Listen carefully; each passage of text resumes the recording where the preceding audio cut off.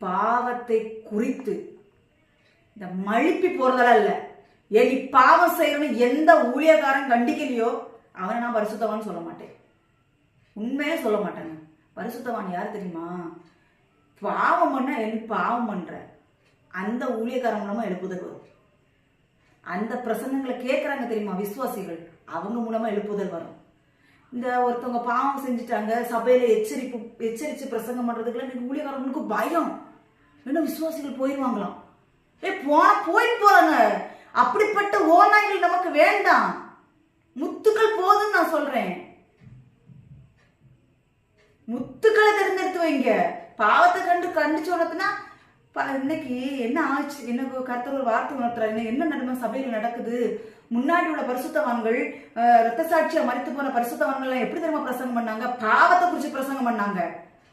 எழுப்புதல் வந்துச்சு இல்ல.